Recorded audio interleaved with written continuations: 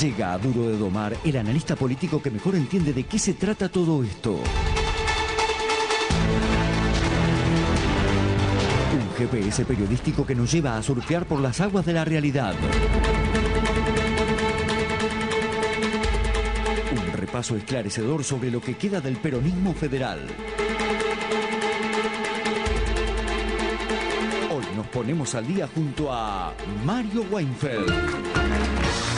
Mario, querido, como siempre, un honor, un placer tenerte acá. El peronismo federal, aquello que tenía a Duhalde, a Rodríguez Sá, de Narváez, a Das Neves, a Solá. ¿Qué pasó con todo eso? A Reutemann. ¿A Reutemann? A Reutemann. ¿Qué pasó? Una historia que por ahora es breve. Nunca digas que una fuerza política está terminada definitivamente, sobre todo si es un sector del peronismo.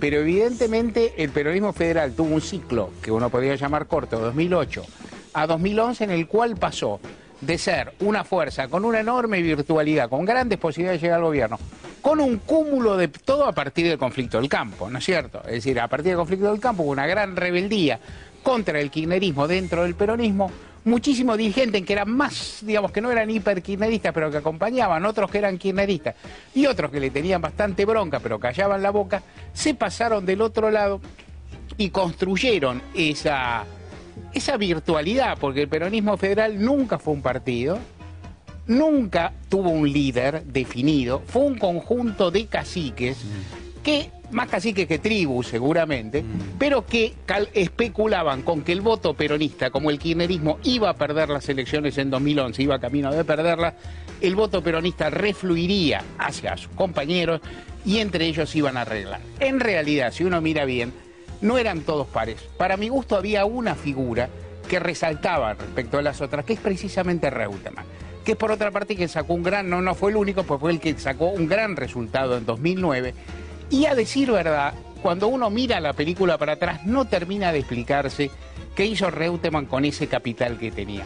Porque el peronismo federal, ni Duhalde, ni Felipe Solá, ni Das Neves, ni de Narváez, que hasta coqueteó con la idea, eran presidenciables reconocidos por los otros. Se miraban entre ellos y decía, este no vale más que yo, ninguno comandaba al otro, no había liderazgo. Reutemann les podía juntar la cabeza a todos, tenía un apoyo sensible del establishment, tenía un peso importante en una provincia muy gravitante como es Santa Fe, y a decir verdad, ¿por qué? ¿Cómo hizo Reutemann después de ganar las elecciones de 2009 para no quedarse a la cabeza de ese conglomerado?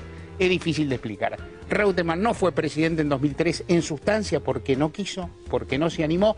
Y no digo que ahora no hubiera sido presidente porque es difícil. Pero podría haber sido el candidato a la centro-derecha. Pero podría haber sido un candidato a una centro-derecha muy, muy potable. Todavía el peronismo federal tenía dos figuras virtuales para llevar llave en mano, que eran Daniel Scioli, si renunciaba a su cercanía con el kirchnerismo y se pasaba. Algo que especuló en algún momento, ¿no? Que es con lo que se especuló, sobre todo porque, de nuevo, se daba por sentado que el kirchnerismo se iba a pique, que no llegaba.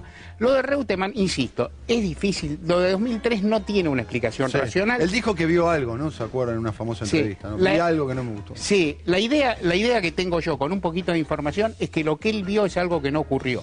Lo que él vio es una Argentina ingobernable. Lo digo de verdad. Lo que él vio es la Argentina o sea, él vio que iba a gobernar y que iba a terminar como Duhalde o como de la Rúa.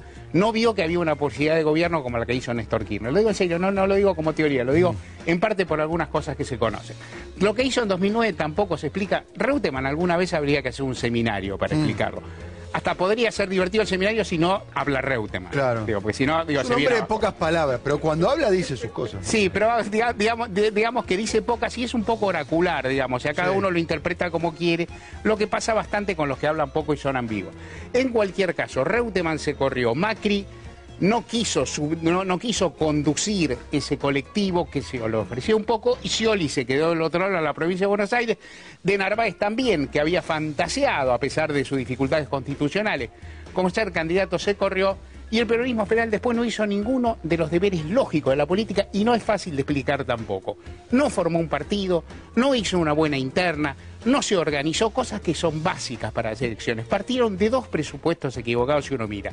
El primero es que el kirchnerismo definitivamente tenía perdida la batalla. Así dicho, en política. Apostaron al post-kirchnerismo, digamos. Apostaron, como muchos, ¿no? Como muchos. El cálculo no era del todo, es decir, era equivocado, pero no era ridículo, no era dislocado. Lo que pasa es que vos también tenés que ayudar a construir el futuro que predecís. Y lo otro que no hicieron desde 2009 fue mirar a la sociedad o a la propia base peronista. O sea, creyeron que tenían un capital que no tenían. En ese discurrir, más o menos todas sus figuras se fueron cayendo, y un síntoma de esto es lo que pasó en estos días, que es que Felipe Solá, definitivamente, que venía bastante aislado, que no había participado Después de en la interna. muerte de Kirchner se había llamado a silencio. Sí, ¿no? Solá se conmovió. Felipe Solá es una figura, una persona que lo conoce bien. Un amigo común dice que Solá hace terapia en los reportajes. O sea, que a veces los reportajes se expresa con enorme franqueza. Se toma el tiempo para contestar. Sí, con sorprendente franqueza. Y él dijo estar choqueado, por eso, lo cual es válido y lógico. Porque y se vio mucho en el caso de Felipe, y es un dato personal, pero también político, el entorno familiar, digamos, que es peronista y acompaña este proceso encabezado por Cristina. Habría recibido una carta incluso de su familia, de miembros de su familia, alertándolo sobre esto. Fíjate que se murió Kirchner, lo que está pasando con la sociedad. Sí, Felipe Solá, él lo ha contado, y por eso se puede contar, lo ha contado sus hijos, sus hermanas, su madre, digamos, son cercanas al kirchnerismo. Si Felipe Solá fuera como Cobo, si hubiera consultado, nunca hubiera votado no positivo. Claro. Digo, todos le hubieran dicho votar lo contrario. En cualquier caso, lo de Felipe sintomatiza una situación que es clara. El peronismo federal está en crisis, y de todas formas es un espacio que puede recobrar alguna virtualidad a la espera de que algo pase. En el camino uno dice, si se repiten las variables de las elecciones primarias, Duhalde es una cuestión del pasado, de Narváez es una figura para pelear la provincia de Buenos Aires, Das Neves es una cuestión del pasado, y los Rodríguez A, que conservan su territorio, pueden aspirar a tener algo ahí. De cualquier manera hubo, y con esto termino, y me repito, pero es importante, dos errores básicos. Uno, creer que la historia está cerrada, o sea que vos en 2008 sabés cómo van a terminar las elecciones en 2011. Y otro, no hacer tu parte para que tu profecía se cumpla. No laburar, no hacer política, no construir, no tener orgánica, no construir un partido y no mirar a la sociedad. Demasiados errores. Muchas gracias, como siempre. Muy claro, Mario Weinfeld. Un lujo que tenemos aquí en Duro de Mar.